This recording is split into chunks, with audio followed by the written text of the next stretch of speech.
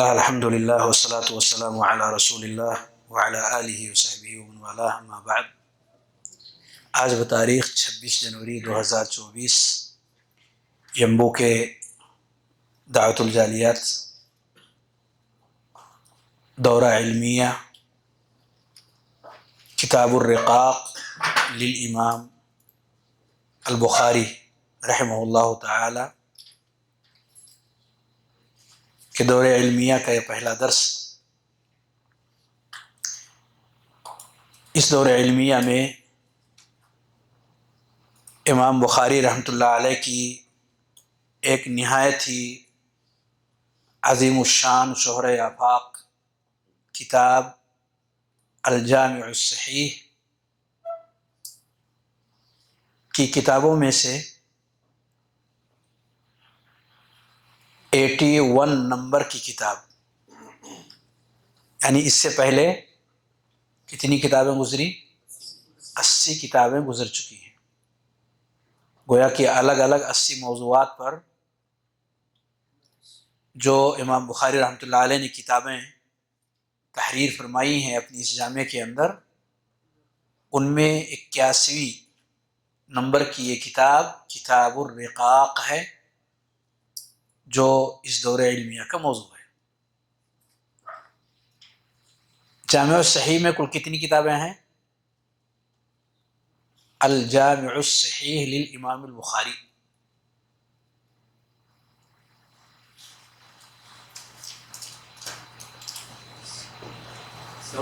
یہ تو 81 ہو گئی، اس کے بعد بھی کچھ کتابیں ہیں۔ کیا بات، زبردست مشارکت ہے۔ عرب کی اصطلاح میں جواب صحیح ہے، اور دقت کے ساتھ اگر دیکھیں گے تو یہ گنجائش ہے۔ عرب کی اصطلاح کیا ہے؟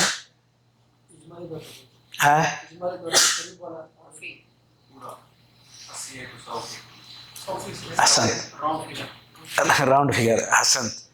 کسر کا اعتبار نہ کرنا، عرب کے یہاں کسر کا اعتبار نہیں کیا جاتا۔ نبی صلی اللہ علیہ وسلم کی کتنی عمر تھی؟ کتنی؟ 63 سال۔ تو اوپر کا جو یہ 3 ہے، بعض روایتوں میں اس کا اعتبار نہیں کیا گیا ہے، 60 کا ذکر آیا ہوا۔ تو روایت کے اعتبار سے چیزیں اگر صحیح ہمارے پاس آئیں اور اس طرح کا اختلاف موجود ہو تو ہمیں عرب جس میں نبی کریم صلی اللہ علیہ وسلم پیدا ہوئے اور ان کے درمیان زندگی گزاری، ان کا طریقہ گننے اور شمار کرنے کا کیا تھا وہ ہمیں جاننا ہوگا۔ تو کبھی کسر کو مکمل کر دیتے اور کبھی حذف کر دیتے۔ بعض روایتوں میں 65 کا ذکر ہے، حالانکہ وہ شاذ روایت ہے، 65 کا ذکر ہے تو اس میں کسر کو مکمل کر دیا گیا ہے، اور بعض روایتوں میں 60 کا ذکر ہے، یعنی کسر کو حذف کر دیا گیا ہے۔ اصل ان دونوں کے بیچ ہے، یعنی 63 سال۔ تو صحیح بخاری کے اندر ٹوٹل 90 پلس یہ سلیمان علیہ السلام کی بیویوں کی تعداد ہے جو آپ نے ذکر کیا ہے، 99۔ کتنی تعداد تھی ان کی؟ کتنی تھی؟ پکا؟ پیچھے نہیں لوٹیں گے؟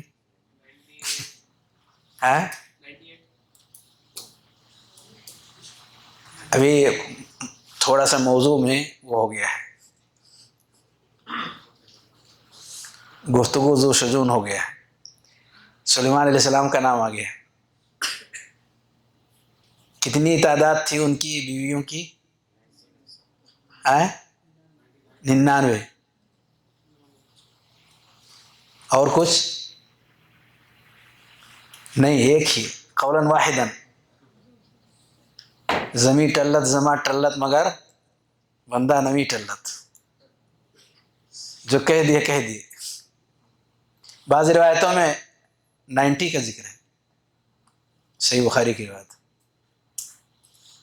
90 یعنی 90. کچھ کوشش کیجیے چینجنگ کی. کریں گے. کچھ اور روایتوں میں 60 کا ذکر ہے. تھوڑی سی اور کشادگی لائیے اپنے اندر. وہ بھی صحیح بخاری میں 60 90 99. اور اس وقت تھوڑا سا مجھے شبہ ہو رہا ہے کہ 100 کا بھی ذکر ہے یا نہیں ہے، لیکن یہ 3 روایات تو یقینی ہے. 60 کا بھی ذکر ہے، 90 کا بھی ذکر ہے، اور 99 کا بھی ذکر ہے. تو دراصل قصہ کیا ہے؟ اس میں کچھ عرب کا طریقہ ہے، ان کے طریقے کا کمال ہے، اور کچھ بیویوں کے ساتھ لونڈیوں کا کمال ہے. سب کو ایک ساتھ جوڑ دیا گیا، کیونکہ آدمی اپنی بیوی کے ساتھ لونڈی کے پاس جا سکتا ہے یا نہیں؟ بیوی کی طرح سے جا سکتا ہے، اس لیے ایک جیسا ذکر کر دیا گیا. گویا کی اصل تعداد 60 ہی ہے بیوی کی حیثیت سے. اوپر جو ذکر ہے وہ لونڈیاں تھی، پر وہ کتنی تھیں؟ احسنت. میں نے کہا تھا نا کہ عرب کے طریقے پر ہے. تو اگر آپ ذہن پر زور دیں گے تو 99 اور 90 میں کون سی تعداد عرب کے طریقے پر لیں گے تو پرفیکٹ تعداد آئے گی؟ 99 آئے گی. 90 گویا کسر کا اعتبار نہیں کیا ہے، گویا کہ کسر کا اعتبار نہیں کیا، اس لیے 90 کہہ دیا. پر اصل تعداد وہ نہیں ہے، اصل تعداد 99 کی ہے. تو 99 کی تعداد یہی اصل ہے، لیکن دونوں کو جوڑ کے، دونوں کو جوڑ کے. اور 90 کا مسئلہ کیا ہے؟ کسر کا الغا کر کے، عرب کے طریقے کے اعتبار سے کسر کو نہ جوڑ کر کے، تو 90 ہو گیا. اور 60 ہے اصل، یعنی بیویوں کی تعداد ہے، جو بیویاں تھیں. تو کچھ لوگ ان چیزوں سے واقفیت نہ ہونے کی وجہ سے کہتے ہیں کہ صحیح بخاری کی روایتوں میں آپس میں ٹکراؤ، کیا لیں کیا چھوڑ دیں. وہی سب لے لیجئے، سب لے لیجئے، اس میں پریشانی کیا ہے؟ ظاہراً لگ رہا ہے ٹکراؤ ہے، لیکن حقیقت میں ٹکراؤ نہیں ہے. تأمل کریں گے ایک نتیجہ آپ کے سامنے آئے گا، اس نتیجے پر چل پڑے. خیر یہ تو لگ گئی تھی بات. یہاں 97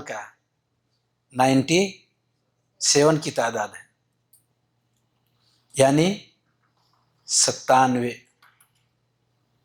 کتابوں کی تعداد ہے. امام بخاری کی اس عظیم الشان جامع کے اندر ٹوٹل 97 کتابیں ہیں، اور آپ ماشاءاللہ کافی آگے نکل چکے ہیں. پہلا عشرہ، دوسرا عشرہ، تیسرا عشرہ، 8ویں عشرے کے اوپر آپ چل رہے ہیں، یعنی 81. یہ ہے کتاب الرقاق. کتاب الرقاق یہ رقیقتن کی جمع ہے. رقاق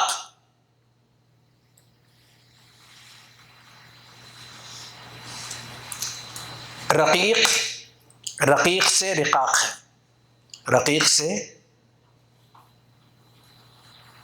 رقیق کی جمع ہے رقاق.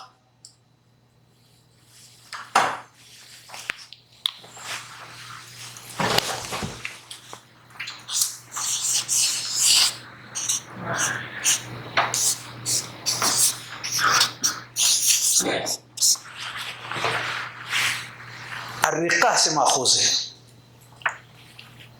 رقیق کی جمع رقاق، اور وہ رقہ سے ماخوذ ہے، یعنی اس کا مادہ رافقہ ہے.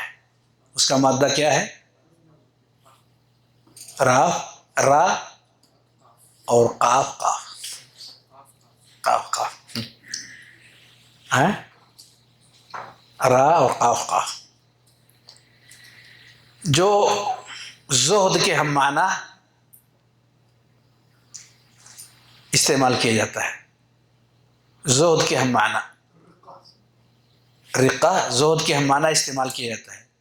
یعنی آپ رقاق کہیں، آپ زہد کہیں، دونوں ایک دوسرے کے ساتھ جوڑ کر کے بیان کیا جاتا ہے. جس کے معنی رقہ کے معنی ہوتے ہیں رحمہ کے. رقہ کے معنی رحمہ، الرقۃ الرحمۃ.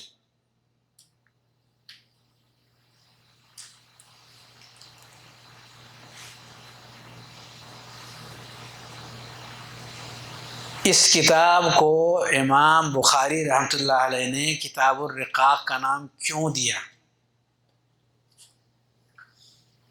اس کتاب کو امام بخاری رحمۃ اللہ علیہ نے رقاق کے نام کے ساتھ کیوں جوڑا؟ کیونکہ اس کی کوئی بھی حدیث جو آگے آئے گی، اس حدیث میں امام بخاری رحمۃ اللہ علیہ نے ان ساری حدیثوں کو جو ذکر کیا ہے اپنی اس کتاب کے اندر، اس کا اثر، ان احادیث کا اثر انسان کے دلوں میں رقت اور رحمت پیدا کرنے کا ہے. جو حدیثیں اس کتاب کے اندر امام بخاری رحمۃ اللہ علیہ ذکر فرمائے ہیں، ان کا اثر کیا ہے؟ دل کے اندر کیا پیدا کرتی ہیں؟ وہ رقت و رحمت. نرمی دل کے اندر، سختی کے بجائے کیا پیدا ہوتی؟ نرمی.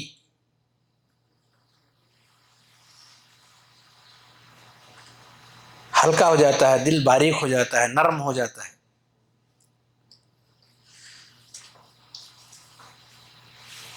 تبھی اس کے نتیجے میں انسان کسی کے اوپر رحم کرتا ہے. اور جب دل موٹا ہو جاتا ہے، تندرست ہو جاتا ہے، بھاری بھرکم ہو جاتا ہے، تو اس کے اندر سختی پیدا ہوتی ہے.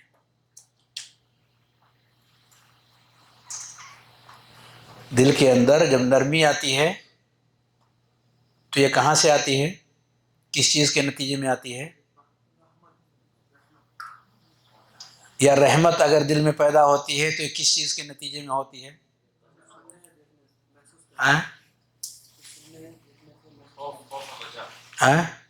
بارک اللہ فیک. زبردست بنیادی چیز کا انہوں نے تذکرہ کیا ہے. دو اہم ارکان کا انہوں نے تذکرہ کیا ہے، خوف و رجا. خوف و رجا کے نتیجے میں انسان کے اندر جو چیز پیدا ہوتی ہے، اس کیفیت کا نام رقت ہے. خوف و رجا کے نتیجے میں انسان کے دلوں کے اندر جو چیز پیدا ہوتی ہے، اس کیفیت کا نام رقت و رحمت ہے. یعنی انسان کے دلوں میں رحمت آ ہی نہیں سکتی مگر ان دونوں کے راستے سے. کن دونوں؟ خوف و رجا. ڈنڈا، خوف مانے ڈنڈا، رجا یعنی نام. مار پڑے گی تو انسان ڈرتا ہے، اور بھاری بھرکم انعام کے مستحق آپ ہوں گے تو حوصلہ پیدا ہوتا ہے، شوق پیدا ہوتا ہے، جذبہ انسان کے اندر بیدار ہوتا ہے. اب جیسے آپ نے ماشاءاللہ دورہ علمیہ کیا تو جو دورہ علمیہ اٹینڈ کرے گا، حاضر ہوگا، اس کے لیے انعام ہے. لجنہ نے پاس کیا اور کہا جو لوگ بھی اس کے اندر شریک ہوں گے ان کو کیا ملے گا؟ انعام ملے گا. یہ محفظات میں سے، یہ میں مثال کے طور پر نہیں، بطور اختراع کے بھی ذکر کر رہا ہوں. تو انعام ملے گا، تو اس سے حوصلے بلند ہوتے ہیں. ہمارے اسلاف کے طریقوں میں سے ایک طریقہ تھا، ابراہیم بن ادہم اپنا واقعہ بیان کرتے ہیں. ابراہیم بن ادہم وہ کہتے ہیں کہ مجھ سے کہا گیا کہ ایک حدیث یاد کیجیے، 1 درہم دیں گے. ہر حدیث پر کیا ملے گا؟ 1 درہم. تو کہا درہم کے لالچ میں نے حدیثیں یاد کرنا شروع کیا کہ جتنی حدیثیں یاد کریں گے اتنا وہ ہم کو بدلے میں درہم دیں گے. تو کہتے ہیں یہاں سے احادیث سے ہمارا تعلق کا آغاز ہوا، احادیث سے جڑنے کا. اور انسان اپنے ساتھی سے متاثر ہوتا ہے جب دن رات آپ کی زبان پہ، آپ کے کان میں، آپ کی آنکھوں سے جس چیز سے جڑی ہوئی ہے، کہ آپ موبائل سے جڑے ہیں تو اسی سے محبت ہوگی، کسی اور چیز سے جڑے ہیں تو اس سے محبت ہو جائے گی. تو کہتے ہیں کہ یہ تعلق ہمارا صرف زبان سے نہیں رہا، یہ زبان تو ظاہری ہے، کان ظاہری ہے، آنکھ ظاہری ہے، یہ ہمارے دل تک سپلائی کرتا ہے اس تعلق کو، تو دل اس کو چاہنے لگتا ہے. تو ظاہری چیزوں کو دل تک پہنچانے کا بطور وسیلہ اور ذریعہ اختیار کیا گیا، اور پھر اس کی حاجت نہیں رہ گئی. اسی کے پیش نظر ہم لوگوں نے اس سال ایک پروگرام کیا، کئی پروگرام کیے، لیکن ایک پروگرام ہمارے ہاں یعنی اپنے مرکز امام بخاری تلولی ممبئی کے اندر پروگرام یہ کیے، مسابقۃ الوحیین. کیا نام تھا اس کا؟ مسابقۃ الوحیین. اس میں قرآن مجید کے تقریباً 10 پارے، کئی زمرے تھے، یعنی کئی فروعات تھے، 5 فروعات تقریباً، اور ہر ایک کا نصاب الگ الگ تھا. کہ ان میں شرکت کرنے والوں کے لیے تو انعام رہے گا ہی انشاءاللہ، لیکن پہلی پوزیشن حاصل کرنے والے کے لیے نقد انعام ہوگا پلس عمرہ ہوگا. پلس کیا رہے گا؟ عمرہ رہے گا. تو انعام سن کر کے ہر ایک کے اندر شوق پیدا ہوتا ہے، اور الحمدللہ ایک اچھی تعداد نے اپنے اندر کے حوصلے کو ظاہر کیا اور شریک ہوئے، اور پوزیشنیں ان کی آئیں، حاصل ہوئی، اور آج وہ مکہ میں ہیں. الحمدللہ ابھی وہ مکہ میں ہیں. 4 لوگ ہیں مکہ مکرمہ کے اندر، عمرہ کرنے کے ارادے سے ان کو لایا گیا ہے کہ وعدہ پورا کیا جائے، جو حوصلہ ان کو دیا گیا تھا وہ حوصلہ پورا کیا جائے، تاکہ باقی لوگ بھی اس سلسلے سے اپنے آپ کو جوڑ سکے، یعنی قرآن سے اور پیارے نبی صلی اللہ علیہ وسلم کی احادیث مبارکہ سے. یہ انعام اگر آپ کی طرف سے کسی اچھے کام کے بدلے میں رکھا جا رہا ہے تو انسان اس چیز سے جڑ جاتا ہے، اس کا تعلق اس کے ساتھ استوار اور مضبوط ہو جاتا ہے ظاہری. اور جب ظاہری تعلق انسان بنا لے کسی چیز کے ساتھ، ظاہری سے مراد آپ کی زبان، آپ کی آنکھ اور آپ کے کان، یہی علم حاصل کرنے کے راستے ہیں. جب یہ تینوں چیزیں کسی ایک چیز پر لگتی ہیں، لگی رہتی ہیں تو یہ اثر ڈالتی ہیں آپ کے دل پر، اور دل اس کو پھر چاہنے لگتا ہے. کالا کلوٹا سا ہمارا ساتھی دیکھتے ہی اس سے گھن جیسی کیفیت محسوس ہوتی تھی، لیکن ایک وقت ایسا آیا سال بیتنے کے بعد کہ ہمارا قریبی جگری دوست بن گیا. نام ان کا کیا ہے؟ بلال ابن رباح. بلال حبشی نہیں نام جانتے ہیں؟ ہیں؟ نبی کریم صلی اللہ علیہ وسلم کے مشہور مؤذن، کون نہیں محبت کرتی ان سے؟ یہ تعلق کے، ظاہری تعلق کے نتیجے میں دل کے اندر کیا آتا؟ باطنی محبت۔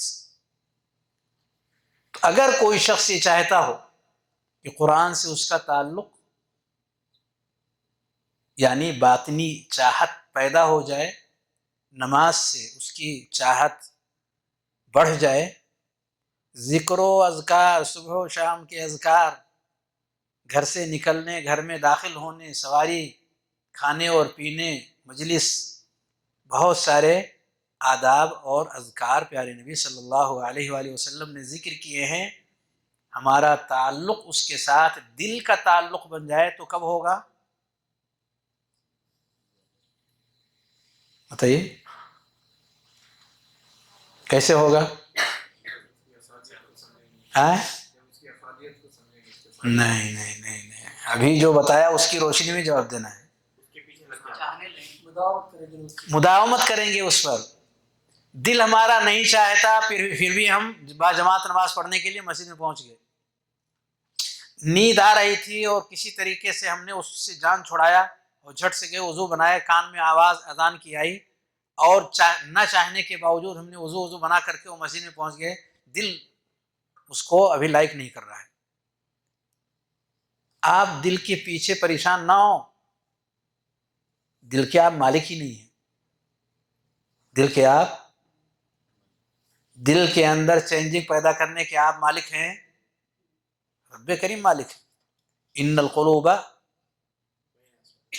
بین اصبعین من اصابع الرحمن یقلبها کیف یشاء۔ وہ تو رب کے ہاتھ میں ہے، آپ کے ہاتھ میں ہی نہیں ہے، تو وہ موضوع چھوڑ دیجئے، وہ آپ کا موضوع ہی نہیں ہے کہ ہمارا دل نہیں چاہتا۔ آپ حکم کی پابندی کیجئے، ظاہر جو کہا گیا ہے وہ کیجئے، گرچہ دل نہیں چاہتا۔ یا تو چاہت کو اپنی مٹھی میں کیجئے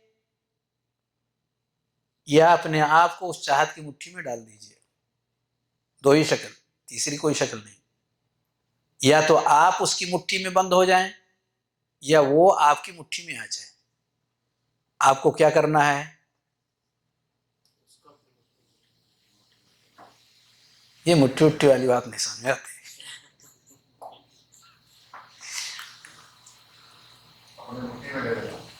اپنی مٹھی میں لے لینا۔ بارک اللہ فیک، ماشاء اللہ، غور کرنے کے نتیجے میں بات سمجھ میں آ سکتی ہے۔ یعنی دل کو اپنی مٹھی میں لینا ہے، نہ کہ اپنے آپ کو دل کی مٹھی میں لینا ہے، کیونکہ ہم اس کی مٹھی میں چلے گئے تو اس کی چاہتیں اتنی بڑی ہیں کہ دنیا ختم ہو جائے گی اور اس کی چاہت باقی رہے گی، ختم ہونے والی نہیں ہے۔ لیکن اسے اپنی مٹھی میں کریں گے تو آپ جہاں چاہیں گے وہاں چلیں گے، جہاں چاہیں گے وہاں رکیں گے، جو چاہیں گے کریں گے، جو چاہیں گے چھوڑیں گے۔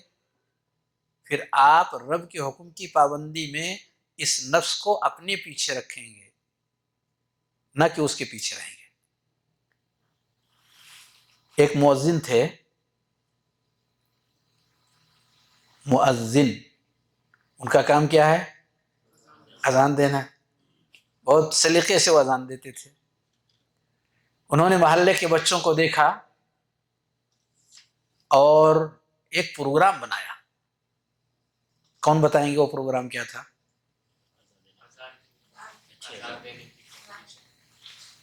زبردست، ماشاء اللہ کی، ذرا پھر سے بتائیے۔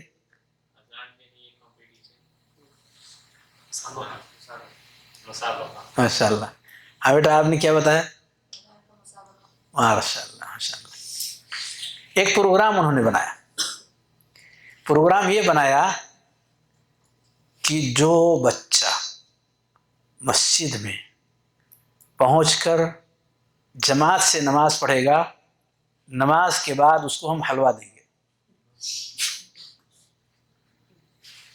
شرط کیا ہے اس کے لیے؟ جماعت سے نماز پڑھنا۔ جو بھی محلے کا بچہ مسجد میں آ کر کے جماعت کے ساتھ نماز پڑھے، نماز کے بعد وہ ہم سے حلوہ حاصل کرے۔ اس زمانے کے اعتبار سے انہوں نے اب آج کے زمانے میں آپ چاکلیٹ کہہ سکتے ہیں، یا ابھی موبائل تو کھانے پینے کی چیز نہیں ہے تو ہر روز اور ہر نماز کے لیے انہوں نے یہ جاری رکھا تھا، پنج وقتہ نماز کے لیے انہوں نے جاری رکھا تھا کہ آپ نماز میں آئیے، یعنی 5 بار آنے کے بجائے 1 بار بھی اگر آپ آئے ہیں، جماعت سے پڑھے ہیں، تو آپ کو انعام ملے گا۔ یہ سلسلہ انہوں نے شروع کیا، پروگرام، بہترین پروگرام، مؤذن کی حیثیت سے ایک اچھا پروگرام انہوں نے بنایا، اور بچوں کی بھیڑ لگ گئی، مزہ آ گیا بچوں کو کہ تھوڑی دیر کے لیے ادھر چلتے ہیں، باقی اوقات تو گھومنا ہی ہے۔ تو کچھ دیر وہاں ڈیوٹی دینے کے نتیجے میں انہیں وہ چیزیں مل رہی ہیں جو ان کی چاہت ہے، جو ان کی پسند کی چیز ہے، مل گیا۔ اس کا نتیجہ کیا ہوا کہ وہ بچے پختہ نمازی بن گئے، حلوے کے چکر سے مسجد میں آنے جانے کا سلسلہ شروع ہوا تو جڑے ہی رہ گئے اس مسجد سے، مسجد سے ایک معنوی تعلق ان کا قائم ہو گیا۔ یعنی ایک ایسی اچھی جگہ ہے یہ جہاں بہت کچھ ہمیں ملتا ہے، حلوے بھی ملتے ہیں اس مسجد کے اندر۔ اسی لیے کئی لوگوں نے مشورے بھی دیے کہ بہت سارا اپنا پروگرام مسجد کے اندر بھی کیا جانا چاہیے، بہت سارے انعامات اور بہت ساری چیزیں مسجد کی طرف سے ان کو پیش کرنی چاہیے، تاکہ لگے کہ مسجد کے ذریعے سے ظاہری اور معنوی دونوں قسم کے فائدے انسان کو مل سکتے ہیں۔ تو اس سے پتہ چلتا ہے کہ اگر ایک شخص اپنے دل کو کسی چیز کے ساتھ جوڑنا چاہتا ہے تو کیا کرے گا؟ بار بار ان چیزوں کو اپنے عملی زندگی کے اندر لائے گا، بار بار بار بار۔ اگر بار بار کی یہ کیفیت جو بچے ہوں یا بڑے ہوں، بوڑھے ہوں یا جوان ہوں، مرد ہوں یا عورت، اگر کسی چیز کو اپنی زندگی میں بار بار لا رہے ہیں، وہ چیز اچھی ہے یا بری، کچھ دنوں کے بعد یہ ان کی عادت بن جائے گی۔ نہیں سمجھ میں آیا؟ بھئی آپ نے سگریٹ پینا کہاں سے سیکھا؟ پیدا ہوئے تھے تو عادت تھی اس کی؟ نہیں تھی عادت، سگریٹ کی عادت نہیں تھی، یہ آئی کہاں سے؟ وہ ساتھی نے ایک کش دیا، اور اس کے بعد جب کہیں ملاقات ہو تھوڑا سا لینے میں کیا حرج ہے، تو دوسری بار ہوا، تیسری بار ہوا، اور ایسے ہی کئی بار کئی ساتھیوں اور دوستوں اور چاہنے والوں کے ذریعے سے جب وہ چیز قریب ہوئی تو تعلق جڑ گیا اس کے ساتھ۔ بار بار ہماری زندگی میں اس چیز کے آنے کی وجہ سے ہمارا گہرا رشتہ اور تعلق اس کے ساتھ قائم ہو گیا، وہاں سے وہ آدمی اس چیز کا عادی ہو گیا۔ عادت اس کو کہتے ہیں، اس کو کیا کہا جاتا ہے؟ عادت۔ اور قرآن مجید سے یا مسجد سے یا دیگر اطاعت اور بندگی کے کام سے رب کریم کا فرمان دیکھیں، اسی چیز کو اللہ نے دوسرے انداز میں کہا، یا ایھا الذین آمنوا اذکروا اللہ، بولیے، ذکرًا کثیرا، کیا کہا ہے؟ ذکرًا کثیرا، بار بار کیجیے۔ رب کیا کہہ رہا ہے؟ آپ کا کام ہے اس چیز کو بار بار اپنی زندگی میں لائیے، آپ کا گہرا رشتہ اور تعلق دل کے ساتھ جڑ جائے گا، قائم ہو جائے گا، پھر آپ اس کو چھوڑ نہیں سکیں گے۔ اور یہ بھی کہا وَسَبِّحُوهُ بُكْرَةً وَأَصِيلًا، صبح و شام کی پابندی کیجیے، پابندی کیجیے، صبح و شام کی پابندی کیجیے، دل نہیں چاہتا لیکن کیجیے آپ۔ ایک وقت آئے گا کہ دل بھی اس چیز کو چاہنے لگے گا۔ تو اگر ہم یہ چاہتے ہیں کہ ہمارے دل کے اندر اس کا گہرا رشتہ اور تعلق بنے اور دل کے اوپر اس کے اثرات آئیں، تو ایکٹیو کرنا ہوگا۔ کس کو ایکٹیو کرنا ہوگا؟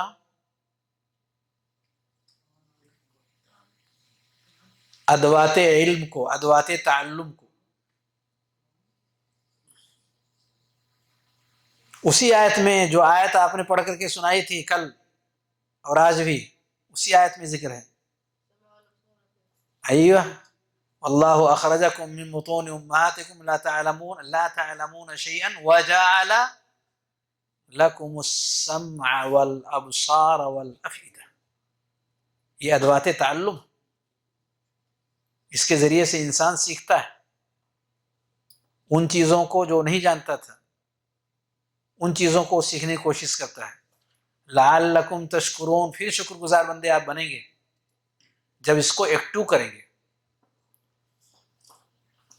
تو اگر یہ چیز ان امور کے حوالے سے جو ہمارے اختیار میں ہیں، چاہیں تو کریں، چاہیں تو اس کو چھوڑ دیں، اگر ایسا سسٹم ہم نے بنایا اور کرنا شروع کر دیا تو باذن اللہ ہمارے دل تک یہ آواز دن میں بار بار پہنچنے کی وجہ سے دل اس سے مانوس ہو جائے گا۔ دل کیا ہو جائے گا؟ اس سے دل اس سے مانوس ہو جائے گا۔ من اکثر القرع یفتح لہ، بار بار دروازہ کھٹکھٹائیں گے تو دروازہ کھولا جائے گا۔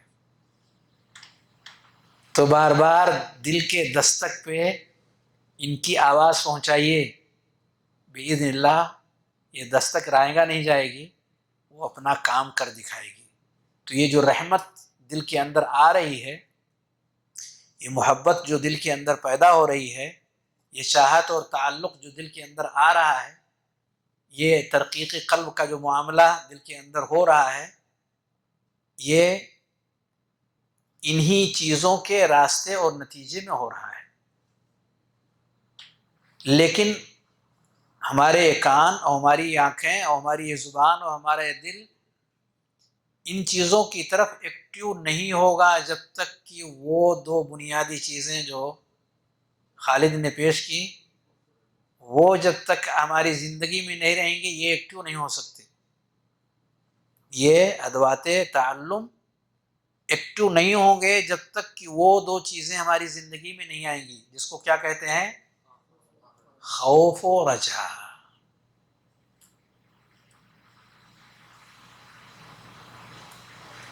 رجا کے تعلق سے تو میں نے بتایا، خوف کے تعلق سے نہیں بتایا۔ رجا حوصلہ بڑھانے والے کام کو رجا کہتے ہیں، حوصلہ اور جذبہ کو ایکٹیو کرنے والے۔ دیکھیے بیماریاں انسان کے اندر جب آتی ہیں، جسمانی بیماری کی بات کر رہا ہوں جو ڈاکٹروں کا کام ہے، بیماریاں جو آتی ہیں تو بیماریوں سے لڑنے کے لیے دو طرح کی چیزیں نفع بخش ہوتی ہیں، ایک دوا اور ایک جگاڑ۔ تو دوا یہ باہر سے اپنا کام کرتی ہے، اور دوسری چیز جس کا میں نے نام لیا جگاڑ، یہ کچھ ایسے کام ہیں کہ ان کے کرنے کی وجہ سے آپ کے اندر قوت پیدا ہوتی ہے، آپ کے نفس کے اندر قوت پیدا ہوتی ہے، داخلی قوت جس کو کہتے ہیں۔ تو داخلی قوت منع کا کام کرتی ہے کہ کوئی بھی اذیت اور نقصان والی چیز ہمارے جسم کے قریب آئے تو جل جائے یا بیکار ہو جائے یا ایکٹیو نہ ہو سکے یا وہ یہاں آ کر کے مارا جائے۔ جس درجہ وہ ایکٹیو ہوگا اندر کی قوت، اسی درجہ باہر سے ستانے والی چیزیں جو آئیں گی ان کا کیفر کردار وہاں پہنچے گا، یعنی اسی قدر وہ مارے جائیں گے اور اسی قدر وہ تباہی کے دہانے پہ جائیں گے، ہمیں نقصان پہنچانے والے. جس درجہ ہماری داخلی قوت، جسم کے اندر کی قوت اپنا کام کر رہی ہے، غالباً اس کو سفید خون کہتے ہیں. الدم الابیض، ایک دم احمر ہوتا ہے اور دوسرا ابیض رہتا ہے، وائٹ. بالکل بالکل زبردست. تو اس کا کام کیا رہا ہے؟ ایک کا کام جسم میں قوت دینا ہے اور دوسرے کا کام ہے حفاظت کرنا، ایکٹیو کرنا. تو یہ دو قوتیں انسان کی ضرورت ہیں، یہ دو قوتیں انسان کی ضرورت ہیں. جب اندرونی طور پر انسان کسی چیز کے لیے ہموار ہو جائے تو بہت تیزی کے ساتھ وہ کسی بھی چیز کو کور کرتا ہے، بیماری کو ڈھکیل دے گا. چیزوں کو جو حاصل کرنا چاہیں گے وہ کم سے کم وقت کے اندر اس کو آپ انجام دے لیں گے، کیونکہ اندر سے سستی نہیں، کاہلی نہیں، کوئی پریشانی نہیں، اندر پورے طور پر آپ جمع ہیں، سارا معاملہ ایک دم فٹ چل رہا ہے. گرچہ آنکھیں بند ہوں، گرچہ آنکھیں بند ہوں. کیا مطلب گرچہ آنکھیں بند ہوں؟ تو یعنی سستی آ جائے، اس کا مطلب ہوتا ہے سستی آ جائے. تو سستی اگر آ جائے تو کیا کرنا چاہیے؟ سستی میں بدلنا چاہیے. نبی صلی اللہ علیہ وسلم نے اس کا طریقہ بتایا ہے، کیسے سستی کو چستی میں کیسے بدلیں گے. خیر دیکھیے وہ الگ موضوع ہو جائے گا، ادھر نہیں جائیں گے، اسی میں رہیں. یہ جو ابھی گفتگو ہو رہی تھی کہ اندرونی طور پر انسان کے اندر جب کمزوریاں آتی ہیں، قوتیں کمزور پڑتی ہیں، تو باہر کی قوتیں اس پر ڈیرا جما لیتی ہیں، اس کو اپنے قبضے میں کر لیتی ہیں، اس کے اوپر فتح پا لیتی ہیں، اور پھر وہ انسان دوسرے کا کیا ہو جاتا؟ سجین ہو جاتا ہے.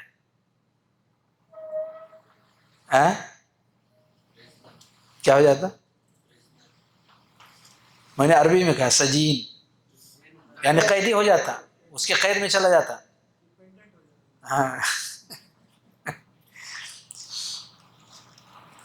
اب اس کو جیل سے نکالنے کے لیے آپ کو کافی محنت کرنی پڑے گی، وہ جیل میں بند ہو چکا ہے.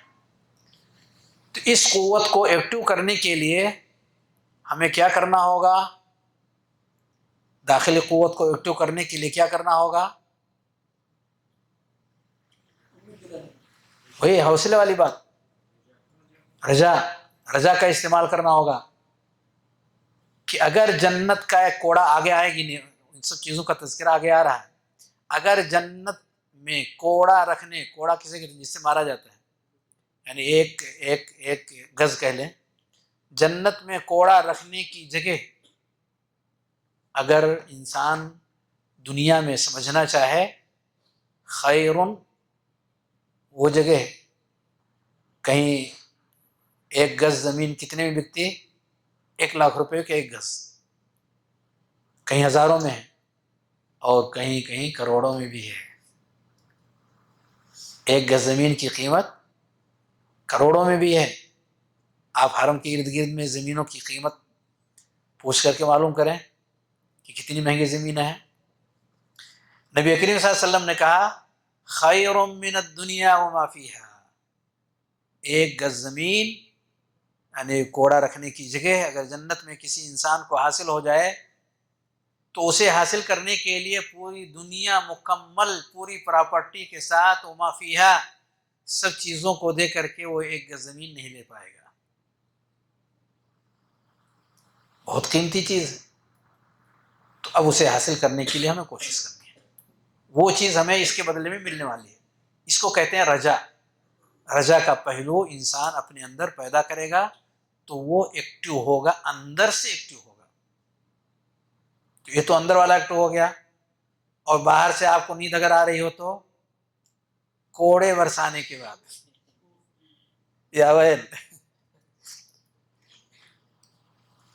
اگر سستی آئے آگے بڑھنے کے راستے میں تو ایک کہیں کہیں انعام سے کام نہیں بنتا، سزا کی ضرورت پڑتی ہے.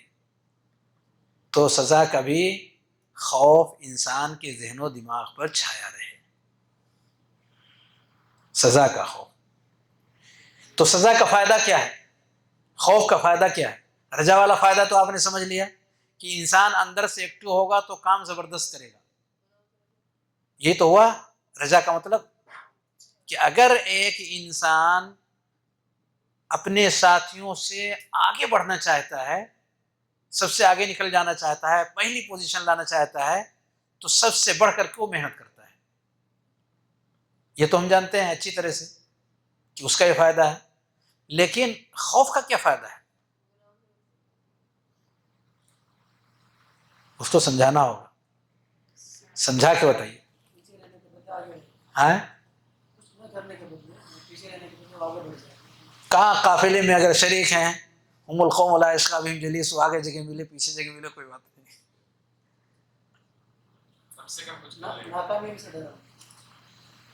خوف کا فائدہ کیا؟ جی کیا کہہ رہے ہیں؟ کم سے کم کچھ کر لے گا، فیل ہونے سے بچ جائے گا. اچھا ہے، بے عزتی نہ ہو جائے. زبردست. کہ جو خوف اللہ دلاتا ہے، خوف کی باتیں بھی آئیں گی اور رجا کی باتیں بھی آئیں گی. تو رجا کے تعلق سے یہ باتیں تو بہت کلیئر اور واضح ہیں. خوف کے تعلق سے بھی کچھ چیزیں کلیئر ہونی چاہیے کہ خوف کی باتیں کیوں کی جاتی ہیں، خوف سے متعلق نصوص اور وعید کیوں ہیں کہ اللہ سخت سزا والا ہے، سخت عذاب والا ہے، جہنم ہوگا، مارے جائیں گے.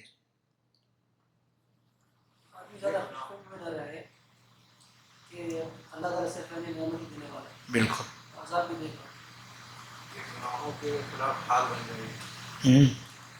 ڈھال ہو جائے گی. زبردست چیز ہے. دیکھیے انسان جو پیدا ہوا ہے وہ چلنے کے لیے پیدا ہوا ہے. کس کے لیے پیدا ہوا ہے؟ کس کے لیے؟ چلنے کے لیے. کہاں سے چلنا ہے اور کہاں تک جانا ہے؟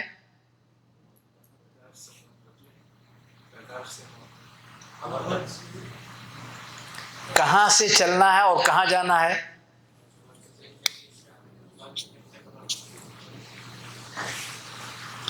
کہاں سے چل کر کہاں پہنچنا ہے؟ زبردست، بہترین. اچھا ہے، بہترین ترجمانی ہے.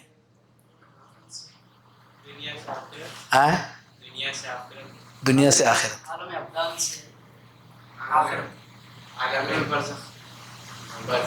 ماشاء اللہ، بہت بہترین چیز. اس کو اگر اپنے سادہ زبان میں ایسا کہہ لیں، من اللہ الی اللہ، کیسا رہے گا؟ من اللہ الی اللہ. کہاں سے آئے؟ اللہ کے پاس سے. کہاں جائیں گے؟ اللہ کے پاس جائیں گے. ہمارا سفر کہاں سے کہاں تک ہے؟ من اللہ الی اللہ. آغاز بھی وہیں سے، انتہا بھی وہیں. نہیں ٹھیک ہے؟ پسند ہے؟ من اللہ الی اللہ. ففروا الی اللہ انی لکم منہ نذیر مبین. ففروا الی اللہ، اللہ کی طرف بھاگنا ہے. چلنا ہے کس کی طرف؟ لمن شاء منکم ان یتقدم او یتأخر. چلنا ہے. اگر چلنے کی رفتار آپ کی متاثر ہو گئی تو تأخر میں، چلنے کی رفتار آپ کی اچھی ہو گئی تو تقدم میں. لمن شاء منکم ان یتقدم او یتأخر. یہ چپ رہنے والا کیا ہوگا؟ تقدم میں یا تأخر میں؟ چپ رہنے والا کہتے ہیں من سلم نجا، من سمت نجا، من سمت نجا، ایسا بولتے ہیں کہ نہیں؟ من سمت نجا، تو چپ رہنے والا تقدم میں ہے یا تاخر میں؟ تاخر میں، کچھ لوگ کہتے ہیں تقدم میں، تیسرا بھی ہے۔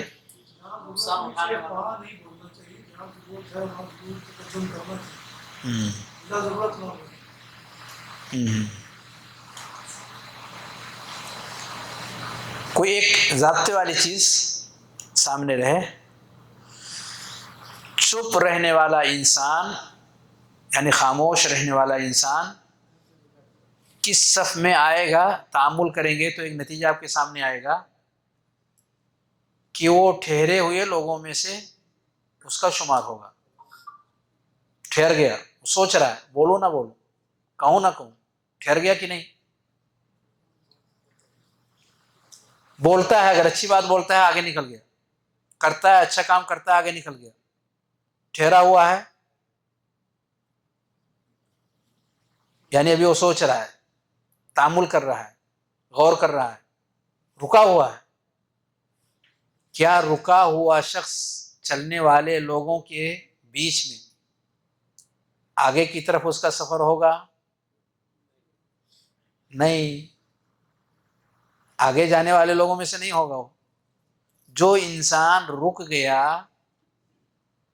وہ آگے جانے والے لوگ اس سے آگے نکل گئے، لوگ چل رہے ہیں نا، زندگی چلنے کا نام ہے، شروع میں نے ذکر کیا زندگی چلنے کا نام ہے، چل رہے ہیں چل رہے ہیں چل رہے ہیں چل رہے ہیں، جو رک گیا چلنے والے لوگ اس کے آگے نکل گئے، وہ پلٹ کے دیکھتے ہیں تو یہ شخص پیچھے آ گیا۔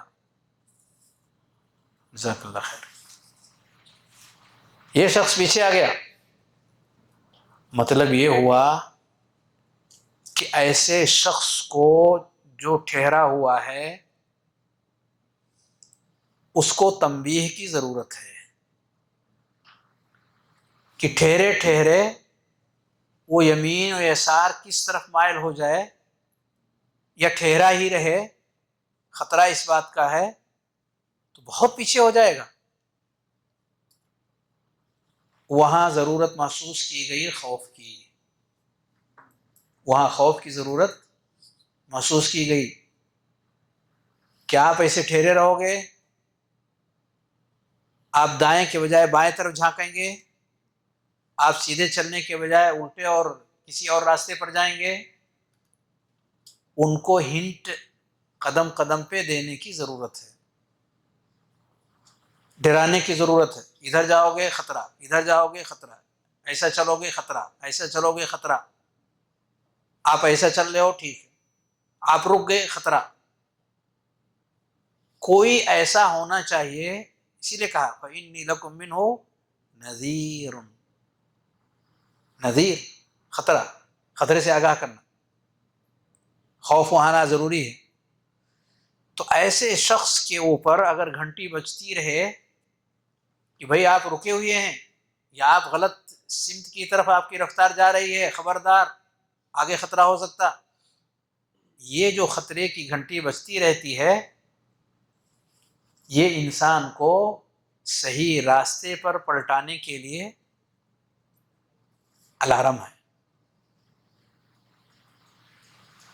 اور یہ الارم اللہ رب العالمین خوف کے ذریعے سے ہر انسان کو عطا کرتا ہے۔ گویا کہ خوف فی نفسہ مقصود نہیں ہے، رجا فی نفسہ مقصود تھا، لیکن خوف فی نفسہ مقصود نہیں ہے۔ خوف کے ذریعے سے اس بیٹھے ہوئے انسان کو کھڑا کرنے کی ضرورت ہے، کھڑے ہوئے انسان کو چلانے کی ضرورت ہے۔ آپ حرکت میں رہیں گے تو کامیاب ہوں گے، آپ اگر رک جائیں گے، آپ یمین و یسار کی طرف بھاگیں گے، آپ ناکام ہو جائیں گے۔ آپ سیدھے سیدھے چلتے رہیں، ایسا اس کو بتایا جا رہا ہے، اس کو خبر دی جا رہی ہے۔ جیسے اٹھہرا وہاں پہنچ گئے، حج کے موسم میں آپ دیکھیے لوگ ٹھیک ٹھیک چل رہے ہیں تو ٹھیک ہے، اور ادھر ادھر جیسے کہ وہاں موجود ہیں، وہاں افراد موجود ہیں، فوری طور پر ایک طرف سے دیکھیے وہ فوراً لوگوں کو تنبیہ کرتے رہتے ہیں، ادھر سے جاؤ ادھر سے مت جاؤ، ادھر کا راستہ خطرناک ہے، ادھر کا صحیح ہے۔ دراصل خوف لوگوں کو بار بار تنبیہ کرنے کے لیے ہے کہ آپ کا کام ہے دنیا میں چلتے رہنا، ٹھہرنا نہیں، اور الٹے راستے پر چلنا نہیں، تاکہ خطرات سے آپ بچ کر کے اور چلنے کی رفتار پر آپ توجہ دے سکیں۔ ان دونوں کے ساتھ ساتھ ایک تیسری چیز کی بھی ضرورت ہے خوف و رجا کے ساتھ۔ کیا ہے وہ تیسری چیز؟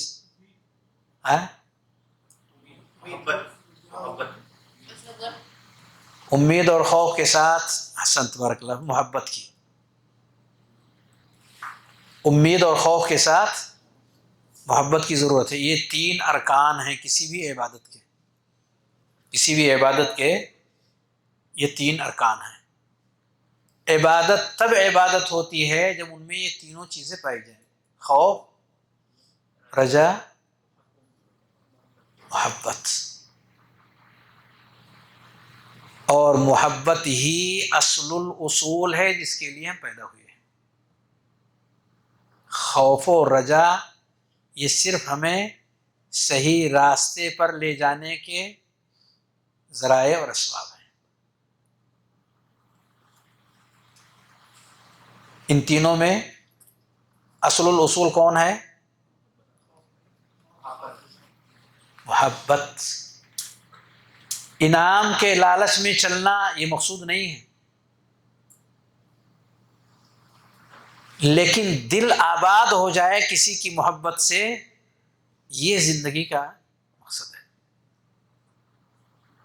دل آباد ہو جائے یہ زندگی کا مقصد ہے، ویران نہ رہے دل۔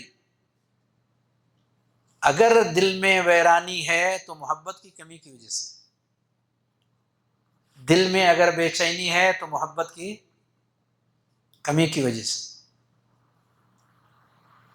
دل میں اگر قلق اور بے چینی ہے تو اس محبت کے جگہ خالی ہونے کی وجہ سے، اس جگہ میں محبت کی جگہ میں دوسری چیزیں آ گئی ہیں، کسی اور کی محبت نے جگہ لے لیا ہے، کسی اور کی چاہت نے وہ جگہ لے لی ہے۔ بہت ساری دنیاوی چیزوں کی محبت ہے۔ زین للناس حب الشہوات من النساء والبنین والقناطیر المقنطرة من الذهب والفضة والخيل المسومة والأنعام والحرث ذلك متاع الحیاة الدنیا۔ آگے والا پڑھیے، آگے قل انبئکم، ایوہ پڑھیے پڑھیے پڑھیے ماشاء للذین اتقوا، یہ ہے قل انبئکم بخیر من ذلکم، اللہ نے کہا۔ دوسری جگہ کہا هل ادلکم علی تجارۃ تنجیکم من عذاب علیم تؤمنون باللہ۔ سورہ بقرہ میں محبت کے تعلق سے اللہ نے کہا احسن والذین آمنوا اشد حبا للہ۔ اگر آپ کا سینہ رب کی محبت سے آباد ہو گیا تو جتنی بھی بیماریاں ہیں دنیا کے اندر، بیماریاں وہ آئیں گی، آپ سے ٹچ ہوں گی، لیکن واپس پتھر سے جو ٹکرائے گا وہ اپنا سینہ اور اپنا سر پھوڑے بغیر اس کا کوئی اور راستہ نہیں ہوگا۔ یہ ایسی جگہ ہو جائے گا انسان کا سینہ اگر رب کی محبت سے وہ آباد ہو گیا تو پھر جتنی بھی بیماریاں ہیں، جتنے بھی امراض ہیں جن کی کمی اور زیادتی کے درجے کے اعتبار سے انسان کے دلوں میں سختی اور نرمی کا درجہ پایا جاتا ہے، وہ اسی کے ساتھ جڑا ہوا ہے۔ انسان کے دل نرم بھی ہوتے ہیں، سخت بھی ہوتے ہیں۔ سختیاں کہاں زیادہ ہوتی ہیں، نرمیاں کہاں زیادہ ہوتی ہیں؟ فَهِيَ كَالْحِجَارَةِ أَوْ أَشَدُّ قَسْوَةً۔ یہ جو قساوت قلبی ہے، اور سورۃ الحدید میں بھی اللہ نے ذکر کیا، أَلَمْ يَأْنِ أَن تَخْشَعَ قُلُوبُهُمْ لِذِكْرِ اللَّهِ وَمَا نَزَلَ مِنَ الْحَقِّ۔ تو اگر ایک انسان اپنے دل کو آباد کرنے میں کامیاب ہو گیا تو ساری بیماریاں اس کے دل کے قریب نہیں آ سکتی۔ وہ جسمانی بیماریاں تو آ سکتی ہیں، پر دل کی بیماریاں اس تک نہیں آئیں گی جو اس کو دنیا یا آخرت میں تکلیف پہنچا سکے۔ تو یہ ہے دراصل وہ سفر جس سفر کو آگے تک بڑھانے کے لیے اور کامیاب بنانے کے لیے ہمیں کچھ چیزوں کی ضرورت پڑتی ہے تاکہ ہم دل کو صاف ستھرا رکھ سکیں اور رب کریم کی محبت سے اس کو آباد کر سکیں، تو یقیناً ہمارا یہ سفر کامیاب ترین سفر ہوگا۔ اور کتاب الرقاق کیا کرے گا؟ اس کے اندر دلوں کو اس کے اپنے راستے پر لگانے کا کام کرے گا۔ کتاب الرقاق کیا کرے گا؟ دلوں کو اس کے اپنے راستے پر لانے کے لیے یا تو پیار سے، محبت سے، یا ڈنڈے کے زور سے لانے کا ذریعہ اور سبب بنے گا، یعنی خوف اور رجا۔ اور جب وہ اس پر چلنے لگے گا تو آہستہ آہستہ دل کے اندر اس کی محبت، جو مقصود زندگی ہے، جس درجہ وہ چلتا رہے گا اس درجہ وہ محبت اس کی بڑھتی چلی جائے گی۔ وَإِذَا تُلِيَتْ عَلَيْهِمْ زَادَتْهُمْ إِيمَانًا، وہ بڑھتی جائے گی۔ جیسے جیسے وہ کرتا جائے گا، پڑھتا جائے گا، سنتا جائے گا، چلتا جائے گا، ویسے ویسے اس کے دل کے اندر کی کیفیت وہ مزید آباد ہوتی چلی جائے گی، بڑھتی چلی جائے گی۔ تو کتاب الرقاق کو اس لیے پڑھا جاتا ہے تاکہ ہم صاف ستھرے جنت کے راستے پر چلنے کا حوصلہ اپنے اندر قائم رکھ سکیں اور بڑھتے ہوئے قدم ٹھہرنے نہ پائیں، سست روی اس میں نہ آنے پائے، بلکہ پوری قوت سے اپنے راستے پر چلتے رہیں یہاں تک کہ ہم اپنی منزل کو پالیں۔ آیا سمجھ میں؟ نہیں آیا؟ کچھ آیا؟ تو ابھی ہم لوگ ادھر ادھر کی باتیں ہی کرتے رہے۔ ابھی کتنا وقت ہے؟ ہو گیا؟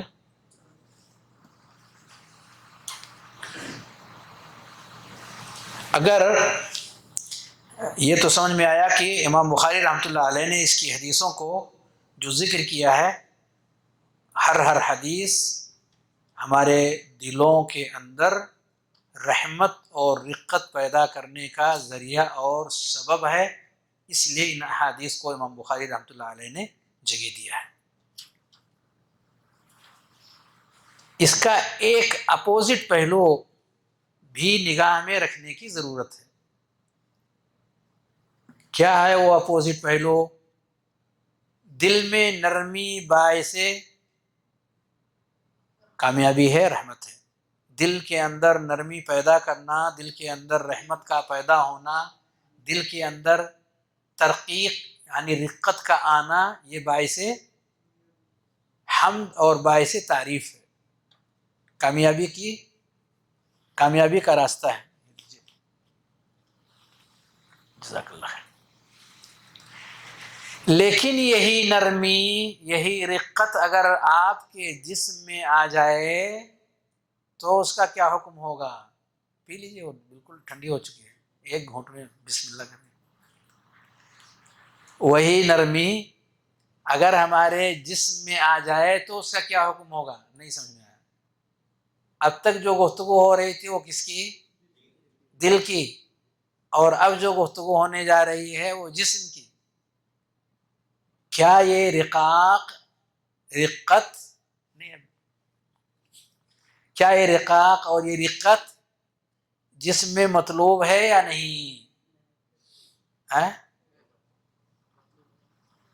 مطلوب ہے، ہاں یا نہیں؟ کچھ لوگ ایسے کرتے ہیں، ان کا مقصود ہوتا ہے نہیں۔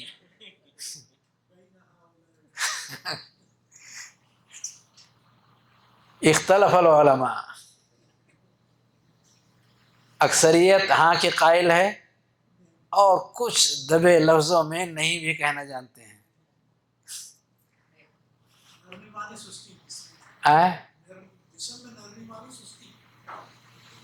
آنی چاہیے یا نہیں؟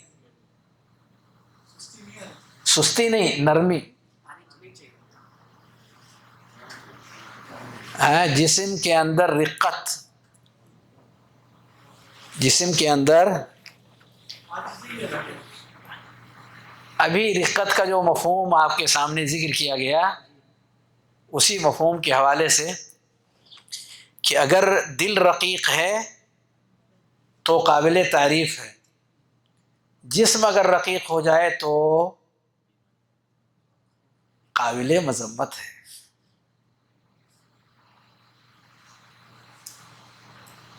رقیق یعنی ضعیف، رقیق یعنی ضعیف۔ المؤمن القوی خیر واحب الی اللہ، خیر واحب الی اللہ من المؤمن الضعیف۔ تو جسم کی طرف جب اس کی نسبت کریں گے تو اس کا معنی ضعف کا ہوگا۔ جسم میں رقت آ گئی یعنی وہ ڈھیلا ڈھالا سا انسان ہو گیا۔ ڈھیلا ڈھالا سا انسان نہیں، ڈھیلا ڈھالا نہیں ہونا چاہیے، چست ہونا چاہیے، ایکٹیو ہونا چاہیے، نشیط رہنا چاہیے جسمانی اعتبار سے۔ دل میں جس درجہ رقت ہوگی اس درجہ جسم میں قوت آئے گی۔ دل میں جس درجہ رقت پیدا ہوگی جسم اسی درجہ ایکٹیو ہوگا۔ ایک حدیث پڑھتا ہوں اور اسی پر ختم کروں گا، ٹائم ہو چکا ہے۔ نبی کریم صلی اللہ علیہ وسلم نے فرمایا جب کوئی شخص بستر پہ جاتا ہے لیٹنے کے لیے تو شیطان اس کے ساتھ ساتھ اس کے بستر تک پہنچتا ہے، ایک کام کرتا ہے۔ وہ کیا کام کرتا ہے؟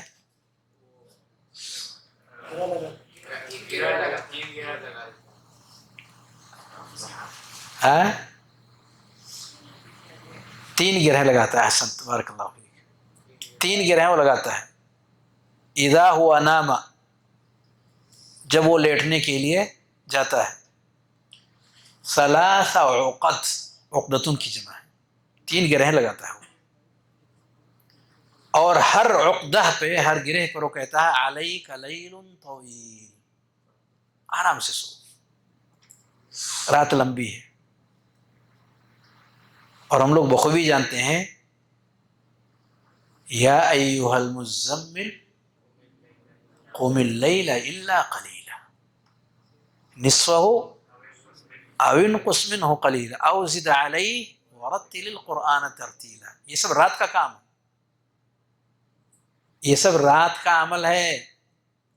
اب اگر آپ 12، 1 بجے، 2 بجے تک بسم اللہ نہیں کرتے لیٹنے کے لیے تو پھر رات کا وہ تیسرا پہر جس میں رب کریم آسمانی دنیا پہ آتا ہے، ہم اس سے مخاطب نہیں ہو پاتے، وہ چاہتا ہے ہم سے۔ تو ایسے میں ایک شخص جب لیٹتا ہے تو شیطان ایکٹیو ہوتا ہے اور گرہیں لگاتا ہے۔ جب انسان کی آنکھ کھلتی ہے اور اس کی زبان سے دعا نکلتی ہے تو کیا ہوتا؟ انحلت عقدہ، ایک گرہ کھل جاتی ہے، اور دوسری کب کھلتی ہے؟ جب وضو کرتا ہے تو دوسری کھل جاتی ہے، اور تیسری کب کھلتی ہے؟ کوئی بھی نماز پڑھ لے، فجر شرط نہیں ہے، فجر سے پہلے بھی اٹھتا ہے اور تو پہلے ہی سے نشیط ہو جاتا ہے، تو فصلی ما کتب لہ، پڑھ لیا، انحلت العقد كلها، سارے گرہیں کھل جاتی ہیں، فاصبح نشیطا طیب النفس، فاصبح نشیطا طیب النفس، تو اب جب اس کی صبح ہو رہی ہے تو پورے نشاط کے ساتھ اور صاف ستھرے دل کے ساتھ۔ کیا مطلب ہوا؟ وقت کم ہے، ذرا جلدی بتائیے۔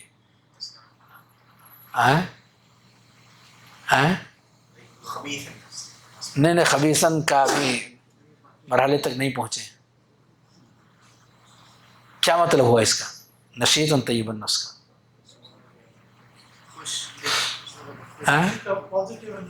کیا ہوتا؟ بہترین چیز ہے۔ دو باتیں نبی صلی اللہ علیہ وسلم نے ذکر کی ہیں، جسم اور دل دونوں، احسنت، دونوں کو نبی کریم صلی اللہ علیہ وسلم نے اس میں ایکٹیو دکھایا ہے۔ اسی میں ابھی جو پڑھا اسی کے اندر دونوں کو ایکٹیو دکھایا۔ نشاط کا تعلق جسم سے ہے اور طیب النفس کا تعلق دل سے ہے، ظاہر و باطن اس کا پورا صاف ستھرا ہوتا ہے۔ فاصبح نشیطا، جسمانی اعتبار سے ایکٹو، اب وہ جو چیز اس جسم سے کرنا چاہے پورے طور پر جسم اس کا ساتھ دینے کے لیے مکمل A to Z تیار ہے۔ نشیط، یہ جسمانی کیفیت ہے، نشیط۔ اور جماعی آئے تو کیا کریں؟ کیوں؟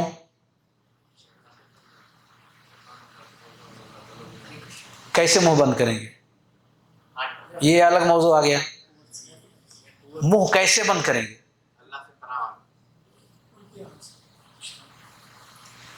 الٹے ہاتھ سے؟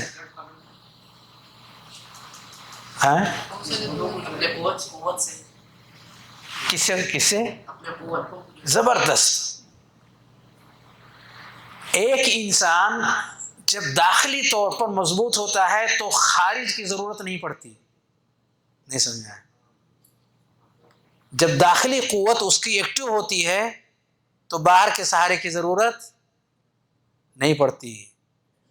جب ہمارے دل کے اندر ایسی قوتیں موجود ہیں جو ایسی بلاؤں کو دفع کرنے کے لیے ایکٹیو ہو جاتی ہیں تو باہر سے ہاتھ کی ضرورت نہیں ہے۔ آپ کے ہاتھوں کی ضرورت تو تب پڑتی ہے جب وہ بیچارہ کمزور پڑ جائے، کیا کروں میرے بس کے باہر ہے، اب وہ آ رہا ہے تو آنے دو اس کو۔ اندر جب انسان کی قوت کمزور پڑتی ہے تو منہ کھل جاتا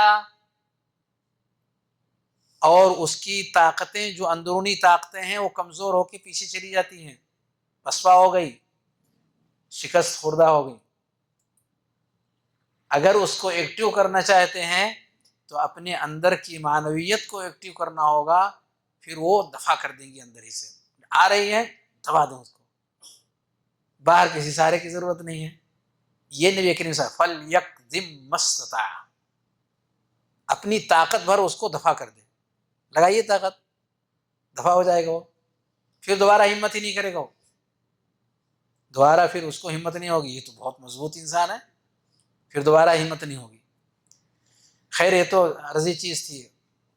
نشیطاً طیب النفس، نشیطاً طیب النفس، جسمانی اعتبار سے اس کو پورا نشاط، اور نفسانی اعتبار سے طیب کہتے ہیں کسی چیز کا پاکیزہ ہونا، اس کا دل مکمل طور پر پاکیزہ ہے، پاکیزہ قلب ہو گیا۔ اللہ نے اس کو صاف ستھرا دل عطا فرما دیا اور جسم کو اس دل کے موافق کر دیا کہ اب دل کی طرف سے جو چیزیں جا رہی ہیں اس کو فالو کرو، اس کو اختیار کرو. اور اسی کا اپوزٹ دوسرے کا ہوگا، اس کی تشریح میں نہیں جائیں گے، ابھی 10 منٹ ہم لوگ لیٹ چلے گئے. صلی اللہ وسلم علی نبینا محمد وعلی آلہ وصحبہ اجمعین. السلام علیکم ورحمۃ اللہ وبرکاتہ.